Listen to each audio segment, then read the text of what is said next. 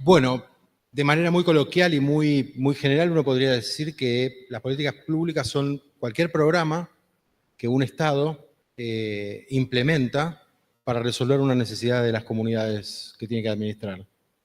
Eso, una cosa es decirlo y otra cosa después es cuando uno tiene que actuar sobre el terreno. En realidad lo que me pasó a mí es que empecé a hablar, como vos bien lo describís, de políticas públicas sin tener la menor idea.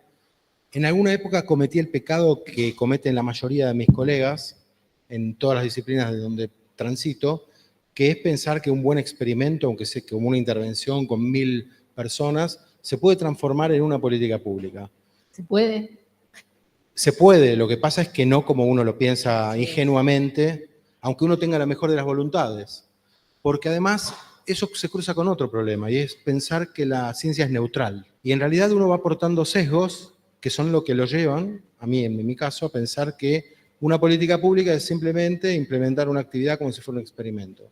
Recién en el año 17, después de haber tenido muchísimas experiencias, tuve la oportunidad de ir a una estancia a la Universidad de Pensilvania con una colega que armó un proyecto en colaboración y pude ir a vivir 2 meses. Y estaba de camino entre donde vivía y la oficina estaba la biblioteca. ¿Se acuerdan lo que son las bibliotecas, no?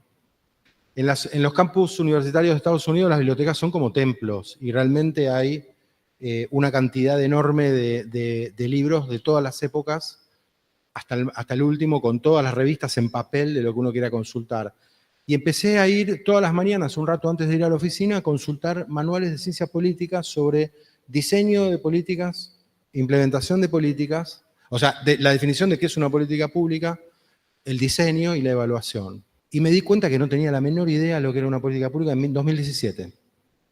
Entonces, el primer punto, creo que para la formación de cualquier profesional que tenga que trabajar con personas, para mí, debiera ser una capacitación mínima desde el grado, si hay un título habilitante, mucho más, porque no es solo si me voy o no a dedicar a ese tema, es que también tiene que ver con la posibilidad de leer lo que alguien está proponiendo como política pública y además poder leer los reportes de política pública con criterio. Es como leer el diario sin un posicionamiento ideológico, en cualquier lugar del mundo. Acabas de decir algo como muy importante, ¿no? Porque en todo lo que es la tradición de investigación tenemos como siempre la necesidad de buscar o comprobar la hipótesis que generalice o nos permita generalizar los resultados, ¿no?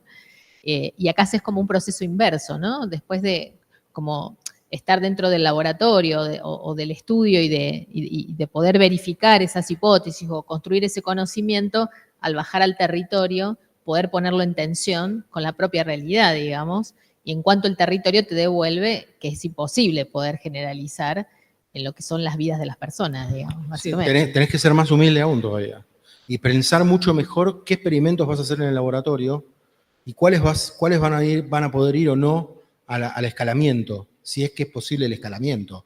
Porque si esto es tan diverso que implica que para cada grupo de personas necesitamos analizar qué les pasa, y yo creo que es posible hacerlo. O sea, el problema es que la complejidad asusta a todo el mundo.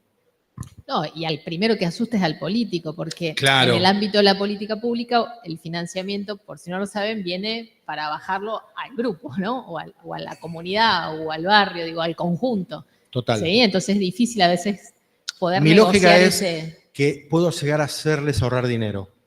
Ah, bien, la estrategia del recurso económico. Exacto, porque empiezo a entender eso por experiencia, lo que vos decís, lo aprendí a los golpes, pero no hay ningún motivo para evadirse de la complejidad por un problema de presupuesto. Es posible convencer a alguien en temas de este tipo para que implemente un método que respete la diversidad de trayectorias de desarrollo de una población sin necesidad que gaste más dinero. De hecho, puede gastar menos.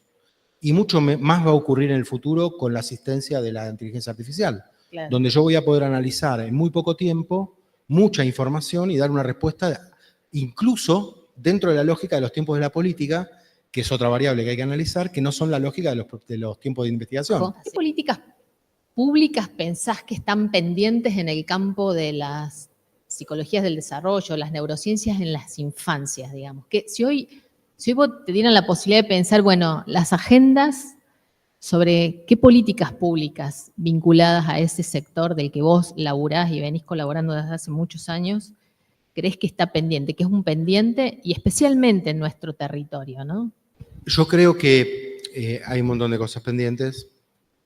Es decir, han habido épocas donde ha habido grupos técnicos en algunos ministerios que han abordado muy bien el problema nutricional, pero desde una visión epidemiológica pediátrica. Y ese conocimiento sigue sirviendo, pero habría que hacerlo continuo.